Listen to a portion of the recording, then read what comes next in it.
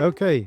Hi, Mikko. Welcome to this new series. We're taking questions from manufacturers and trying to answer them. So, welcome, Mikko. Hi, Morten. Nice to be part of this PIM Mythbusters with you. Let's see Yeah, what we got. let's see what we got. So, the whole idea here is that we are taking on questions that we got from different manufacturers and customers, and we'll try to answer them and see where that takes us and Yes, see if we agree or not. excited. Yeah. Okay, let's just jump right into it and look at the first question. So, taming the data beast, how manufacturers can turn chaos into control. That's the first episode. Big topic, big topic. Yeah. Um, okay, let's go to the first question. So, when you say master data harmony, what does that mean for someone in manufacturing? Is that just a fancy way of saying we need to clean up our data? Yes.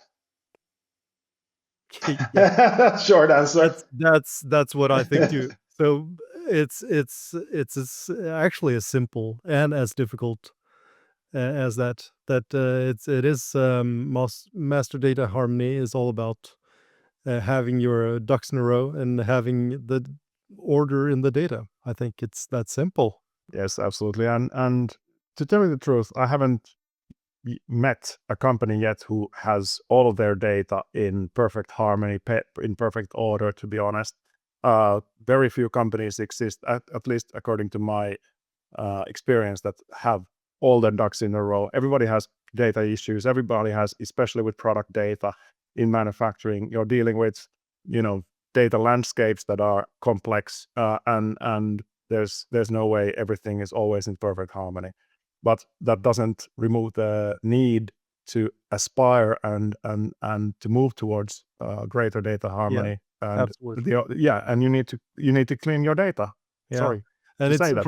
for me, it's just like it's a journey, and you're Yeah, somewhere along that journey, and it's never ending, right? yeah, So, agreed. yeah, cool. We agreed on that one. Not any fights yet, so let's jump to the next one. Um, we got product information in multiple places: ERP, spreadsheet, custom tools. Does it make us slower? Are we losing business because of not harmonizing the data? I guess, or yeah. Well, depends. Maybe the answer here is depends.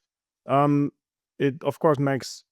I mean, if you're manually managing product information in multiple places, of course you're spending a lot of time turning the wheel and making it work, and some data will be out of synchronization. Some data might be lost, or corrupted one way or the other. So absolutely, it makes you slower. There's greater risk of human error that might be detrimental for the business. So yes, you might be losing business because of it. I My mean, there's definitely a risk for it. I don't know if depending also the size and the shape of the company. I think that that's the key here. It really depends on the size of the company and the shape of the company.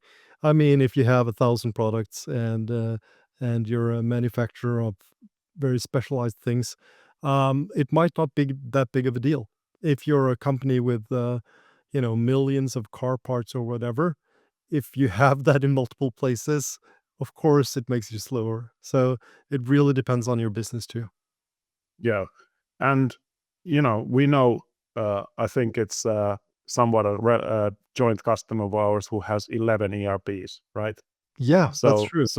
that also it's not only in custom tools or spreadsheets or manually updated. It can be that just the system landscape is also the company has formed based on a lot of acquisitions and these types of activities, Yeah. and in the perfect world everything would obviously be in complete harmony and synchronization, but that's not just reality.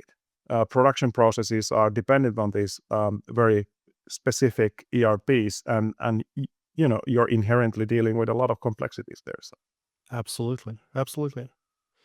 Well, we're, agreeing still, Mikko.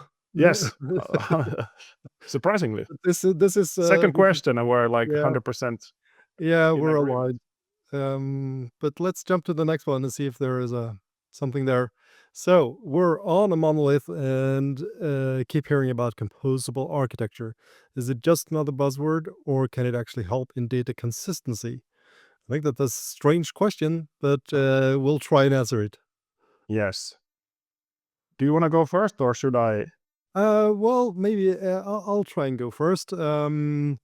So, if the composable architecture in itself can help in data consistency, not really, No. don't think so. Has nothing to do with that. Um, it's a way of handling your architecture and not really has nothing to do with data consistency. It might make it a little bit different or easier in some ways, but no, when it comes to data consistency, I think um, yeah, it's not important if you're on a monolith or a composable or Mac architecture. Yeah, in fact, I would argue it's, if you're not careful, it might even make it worse. Yeah, Or because you're going to, in a composable setup, you're going to have more systems that you need to orchestrate, and you need to orchestrate the data flows between the systems. So you really have to have a design which is based on the role of, and really understand the critical role of each system in the architecture.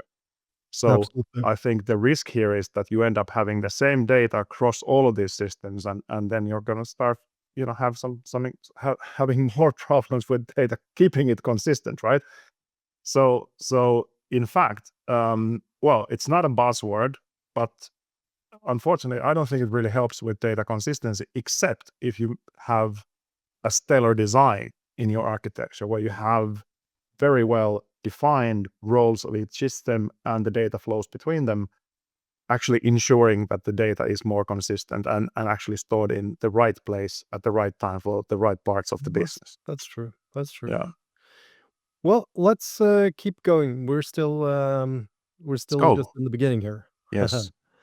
Okay. Have you worked with any manufacturers who actually saw a big difference after cleaning up their product data with PIM? I can go first here. Go ahead. I've seen some examples of that, and especially when it comes to localization and languages or contexts of data, where you duplicate attributes in order to represent different languages. So you have description Norwegian, you have description Finnish, you have description English, and instead you actually um, sort of use the PIM features and the dimensions that are within a PIM to clean up that. So in that sense, I've seen like big differences. But when it comes to, and also, I guess when it comes to cleaning up data, when it comes to using the tools that are in the PIM as completeness requirements, and also like the new analyst that we have that can AI suggest and fix your data. Um, so seeing a big difference, but I don't really have any super tangible examples. This client, maybe you do, being sort of closer to the clients, we're more delivering the system. If you have like this client did 20% better or something like that, I don't know. uh, or 50 or 60%. Yeah, yeah, I don't like this question. no, It yeah, I don't, to be honest, sorry, uh, you know, uh, to the person who sent this question, but I don't like the question is framed, because it kind of implies that the role of the PIM is to clean up your data. I don't think, that really is the role of the PIM. Um, to be honest, I mean, if you put crappy data into any system, you're gonna get crappy data out of it. Of course, PIM will help in managing that crap that's so in true. that sense. There Yeah, are things you can do, tools. Yeah, but to me, the role of the PIM should be a lot more about enrichment, enriched. making the product data more complete, more holistic, making the product sellable. Yeah, in the first absolutely. place, and not just cleaning it up. No. So that's what I don't like about this question. But if we think about, have companies been able to extract value and so big differences, life without a PIM and life with PIM, 100% for Yeah. sure, 100%, not 20%, 100%. I don't know any company that hasn't had value from a PIM. That's not, simply impossible. If a company realizes, hey, we need a PIM, they most likely need a PIM and they need it bad. So Yeah. go get yourself a That's PIM. that's a But good, take back, really. I think that, when you realize that you need a PIM, it's almost like, okay, too late. It's too late. you needed a PIM a couple of years ago. Yeah, yeah. And if they're Okay. thinking that they need to clean up their data using a PIM, I mean, sure. Well, that's the thing also I see that I wanna comment on this is that, people often think that they can buy a system to fix things, and cleaning data is not, okay, a system can help, fixing, that, but it's more about the processes and about, the way you do things, than really, the tools also. The tools can help, but it's just a tool, that's my point, Yeah. so you Why can't. is the yeah, Yeah. why is the data unclean? Yes. What is unclean about the data? Yes. Is there too much of it? Exactly. Why is that? Why do we have all this data that Instead of we think going it's to the source. unclean, you know? Yeah. Why do we instead of just, "Okay, we're fixing duplicates, fantastic, but why do we have duplicates?" Yes, Like, let's exactly. fix that. Let's So, yeah. Okay.